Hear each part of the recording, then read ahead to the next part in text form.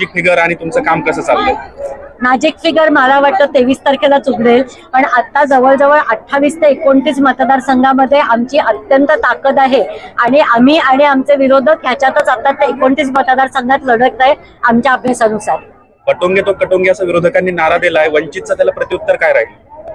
वंचितची कायमच भूमिका ही सामाजिक ऐक्याची, सामाजिक सलोख्याची राहिलेली आहे आणि त्यामुळे सर्व वंचित समूहांनी एकत्र येऊन गेलं तरच वंचितांना राजकीय प्रतिनिधित्व मिळेल.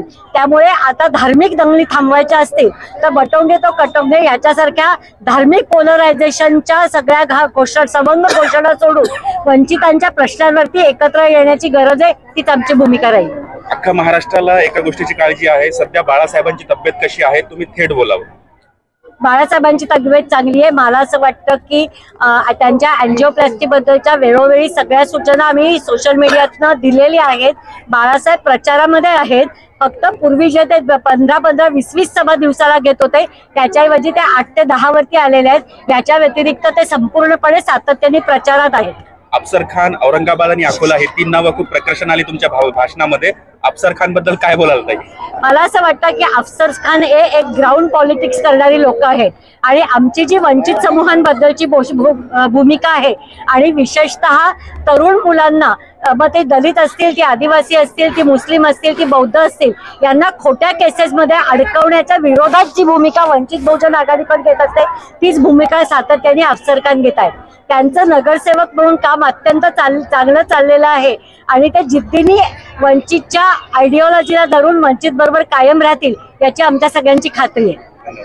कसं बघताय तुम्ही? विशेष प्रेम आहे आंबेडकर घराण्याचं तुमच्यावर. आज भाषणामध्ये पण अफसर खान आणि अफसर खान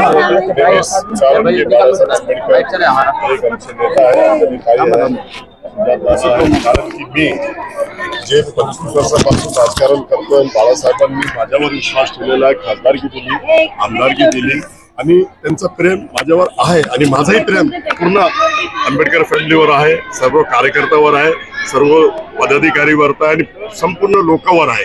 मी कारण की लोकांना जोडण्याचं काम करतो, लोकांना तोडण्याचं काम मी कधी करत नाही.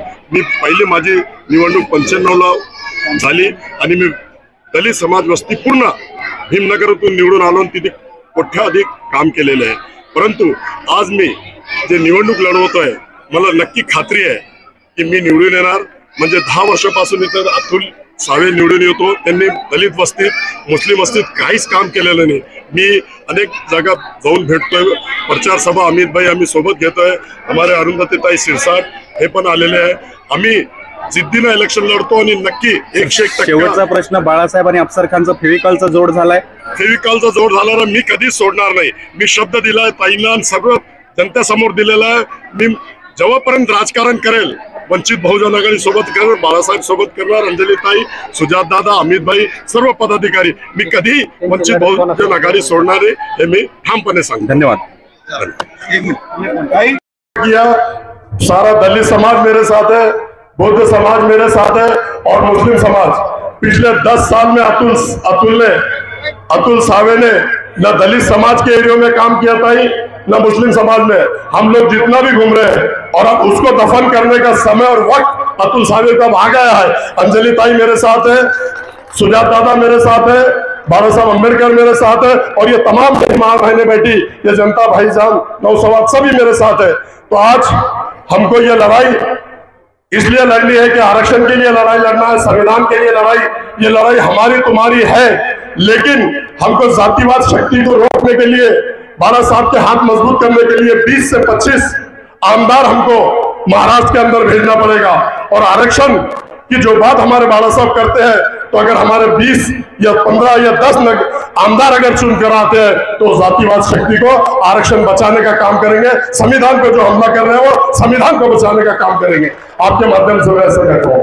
और मैं ये बता दूं कि मैं पिछले 25 साल से कारपोरेटर हूं, 3 बार विरोधी पक्ष नेता हूं और मेरी शुरुआत भीमनगर से हुई और मुझे पहली बार चुनकर भीमनगर दलित समाज, बौद्ध समाज ने चुन के दिया. और मैं लड़ाई जब भी कारपोरेशन में लड़ता हूं, अमित भाई मेरे साथ थे, मैं दलित समाज और मुस्लिम समाज के लिए डंके की चोट पे बात करता हूं. सेना और बीजेपी के भीमनगर के अंदर मैंने करोड़ों रुपए का काम किया. मेरा कारपोरेशन के अंदर से 2 बार मैं किराड़पुर से चुन के आया, वहां भी करोड़ों रुपए का काम किया। और मैं विकास पुरुष के नाम से जाता हूँ। अलग अलग वार्डों से मैं 4 बार चुन के आया, जहां मेरा खुद का भी मत लगे। लोग मुझे भाई क्योंकि काम इतना करता हूँ, पुलिस स्टेशन का काम होने दो, कोर्ट का काम होने दो, कलेक्टर ऑफिस का काम होने दो, कारपोरेशन का काम होने दो। अगर कोई किसी का मेरे को फोन आता है तो मैं नाइट ड्रेस में पुलिस स्टेशन जाता हूँ। भाई कारपोरेशन होने दो, कलेक्टर ऑफिस होने दो या कोर्ट का काम होने दो। अभी आपने देखा होगा 2-3 दंगल हमारे पास हुई, सबसे आगे अफसर खान ने रहकर 100 बच्चों को छुड़ाने का काम करा, परेगांव के 25 बच्चों को छुड़ाने का काम किया, कटकट गेट के 20 बच्चों को छुड़ाने का काम किया। मेरी लड़ाई मैं 80% समाज कारण करता हूँ, 20% राजकारण। और मैं दलित समाज को हमेशा मैं साथ में लेकर चलता हूँ। अमित भाई आपने देखा हम साथ में कारपोरेशन के अंदर। तो मेरी आप तमाम लोगों से ये गुजारिश है, ये विनंती है कि आने वाली 20 तारीख को बटन नंबर 4 दबाकर मुझे भारी अक्षर से कामयाब कीजिए। मेरी कामयाबी नहीं, ये आप सबकी कामयाबी है, ये बाला साहब की कामयाबी है, ये वंचित बहुजन आघाड़ी की कामयाबी है। अगर मैं चुन के जाता हूँ बाला साहब का सिपाही, तो आप पे जो जुल्म अन्याय अत्याचार हो रहा है, कौम और मिल्लत पे जो जुल्म अन्याय अत्याचार हो रहा है, उसको रोकने का काम उस सभागृह में करूंगा। आपने देखा होगा मुस्लिम समाज के लिए भी आदरणीय बाला साहब ने पैगंबर बिल डाला, पैगंबर के नाम से डाला, लेकिन ये जातिवाद शक्ति ने उसको रिजेक्ट किया। लेकिन बाला साहब ने जो बिल डाला, आप लोगों के सामने मैं वादा करता हूं कि जैसे मेरे को आप लोग चुन के देता है, सभागृह के अंदर जाके मैं विधान भवन में जाके सबसे पहले वो बिल दाखिल करूंगा और जो जुल्म अन्याय अत्याचार मुस्लिम समाज के खिलाफ हो रहा, दलित समाज के खिलाफ हो रहा, उसको रोकने का काम करूंगा। और आज मैं अंजलि ताई को आप लोग जो सुनने आए, मैं एक विनंती आप लोगों से करूंगा, हाथ जोड़ के कड़कड़ी से विनंती करता हूं कि ये मतदान 4 तारीख को बहुत लोग आपके पास आएंगे, लेकिन ये मतदान आपका बाला साहब को जाएगा, अंजलि ताई को जाएगा, सुजात दादा को जाएगा और ये अफसर खान को जाएगा। अगर अफसर खान चुन के आता है तो आप देखो बाला साहब जो भी मुझे हुक्म देंगे, जो भी मुझसे काम करेंगे, बाला साहब के लिए और तुम्हारे लिए आधी रात को अफसर खान खंबीर खड़ा रहेगा, ऐसा मैं कहता हूं। एक शेर के साथ अपनी जगह लेता हूं, हयात लेके चलो, हयात लेके चलो, कायनात लेके चलो, चलो तो बाबा साहब अम्बेडकर को सब समाज साथ लेके चलो, साथ लेके चलो। आने वाली 20 तारीख को हमारी निशानी है गैस सिलेंडर, 4 नंबर का बटन दबाकर भारी अक्षर से मुझे कामयाब कीजिए। अल्लाह हाफिज, खुदा हाफिज, जय भीम, जय भीम, जय भीम। वंचित बहुजन आघाडीचा, वंचित बहुजन आघाडीचा, बाला साहब अम्बेडकर तुम आगे बढ़ो, बाला साहब अम्बेडकर तुम आगे बढ़ो, अंजलि ताई तुम आगे बढ़ो, अंजलि ताई तुम आगे बढ़ो। जय भीम, जय भीम। आज अंजलि ताई पूरे महाराष्ट्र में दौरा कर रहे हैं, अपने वंचित बहुजन आघाड़ी के सभी उम्मीदवार के लिए। सुजात दादा अम्बेडकर पूरे जोरों शोरों से पूरे महाराष्ट्र में दौरा करने के लिए निकले हैं और आदरणीय बाला साहब, आपने देखा होगा उन पे एंजियोग्राफी, एंजियोप्लास्टी हुई है, लेकिन हमारा नेता एक ऐसा नेता है कि अपने समाज के लिए, सभी समाज के लिए चौथे दिन प्रचार के लिए निकल गया है हमारे नेता आदरणीय बाला साहब अम्बेडकर।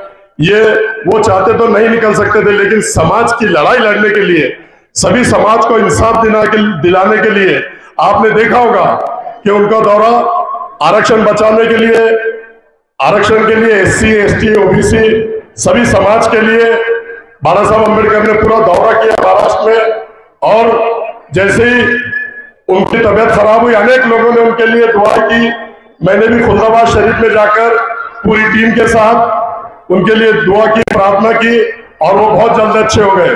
मैं उनके लिए एक शेर कहना चाहता हूं, फानूस बन के जिसकी हिफाजत हवा करे, फानूस बन के जिसकी हिफाजत हवा करे, बाला साहब की क्या शम्मा मुझे जैसा रोशन खुदा करे, खुदा करे, खुदा करे, खुदा करे।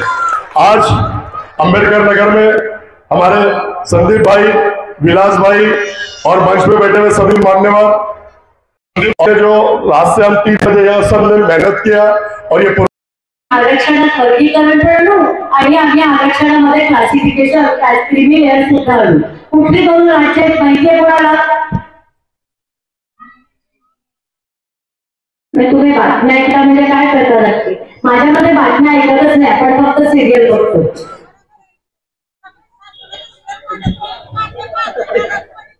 तुम्ही काय करता? मग काय कुठल्या 2 राज्यांनी लावलंय सुप्रीम कोर्टाचं जजमेंट लागू करू असं म्हणताय? पुरुष मंडळींनी फक्त बायकांना नाही विचारलं. तेलंगणा आणि कर्नाटका ते साध्या बातम्या ऐकतात. सुप्रीम कोर्टाचा निकाल आल्यानंतर 24 तासाच्या आत आम्ही सुप्रीम कोर्टाचा निर्णय लागू करू म्हणणारी 2 राज्य भारतामध्ये आहेत, एक कर्नाटक आणि एक तेलंगणा. आता या 2 राज्यांमध्ये सरकार कोणाचं आहे? कर्नाटकात. कुठल्या पक्षाचं आहे? दोन्ही राज्यांमध्ये सरकार काँग्रेसचं आहे. बरोबर आहे. म्हणजे काँग्रेसच्या सरकारने म्हटलंय की दलितांच्या आणि आदिवासींच्या विरोधात जाणारं सुप्रीम कोर्टाचं निर्णय आम्ही लागू करू. मी काय बोलते लक्षात येते का? येत नाहीये? येतंय. आरक्षण आपल्याला हवंय का नको? आपण इथून सुरुवात करू. आरक्षण हवंय का नको? मग जरा मोठा आवाज निघू शकतो का? आरक्षण हवंय.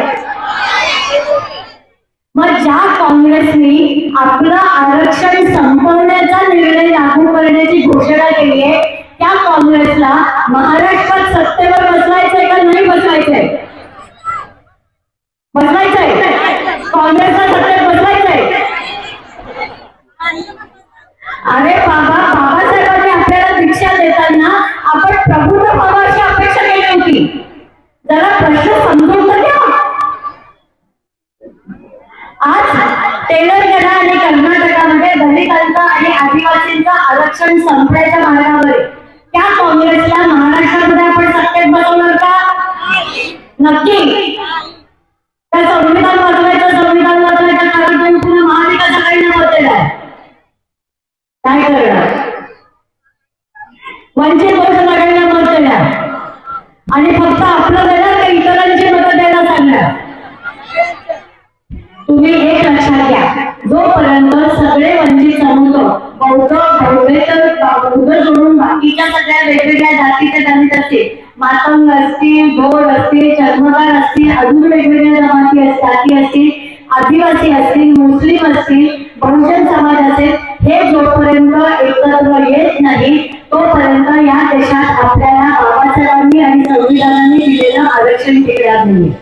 ओबीसी, दलित आणि आदिवासींचं आरक्षण टिकवण्याची गरज आहे आणि मुस्लिम समाजासाठी आरक्षण मागण्याची गरज आहे.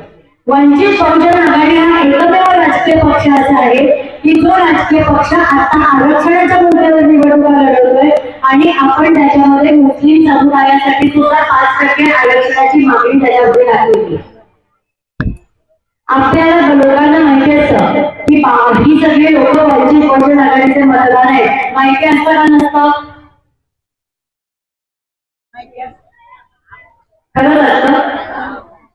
तरी तुमच्याकडे शिवसेनेची लोक येतात, काँग्रेसची लोक येतात, राष्ट्रवादीची लोक येतात, भाजपची लोक सुद्धा प्रचाराला येतात का नाही येतात.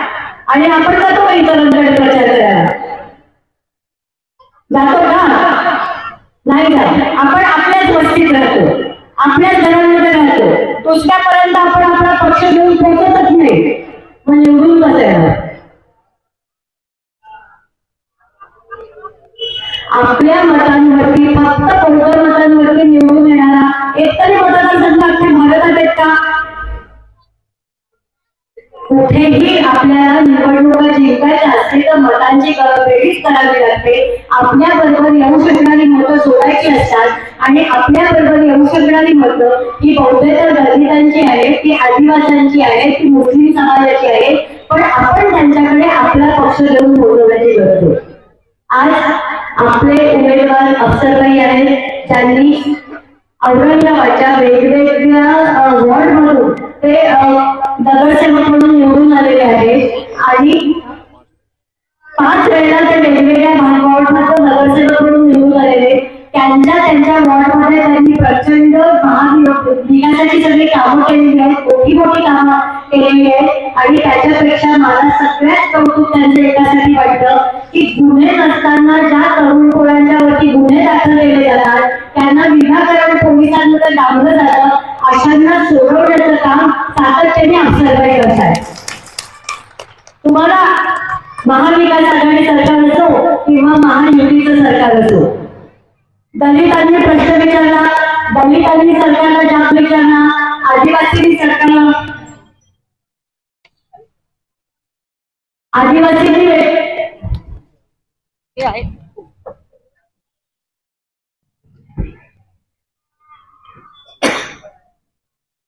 आदिवासी लोकांनी प्रश्न विचारला तर त्यांना नक्षलवादी म्हणून डांबलं जातं. बरोबर आहे, तुम्हाला माहितीये भारतातल्या महाराष्ट्रातल्या अनेक विचारवंतांना नक्षलवादी म्हणून जेव्हा अडकवलं गेलं तेव्हा सरकार कोणाचं होतं? सरकार काँग्रेसचं सरकार होतं. त्यावेळेला आरारामा पाटील गृहमंत्री होते. त्याच्यानंतर 10 वर्षामध्ये काहीही फरक या परिस्थितीत पडला नाही. त्यामुळे दलितांनी आंदोलन केलं, आदिवासींनी आंदोलन केलं, त्यांनी करप्शन विरुद्ध भ्रष्टाचाराविरुद्ध आवाज उठवला, त्यांनी त्यांच्या हक्कांच्या मागण्या केल्या, तर त्यांना नक्षलवादी ठरवलं जातं. मुसलमान युवकांनी त्यांच्या हक्कासाठी आंदोलन केलं, त्यांच्या बेरोजगारीबद्दल आवाज उठवला, तर त्यांना देशद्रोही ठरवलं जातं. असे खोटे गुन्हे टाकून तुरुंगात डांबलं पोरांना एकदा पोरांच्या नावासमोर एखादी कल्पना लागली की ती पोरं आयुष्यात नव्हतात.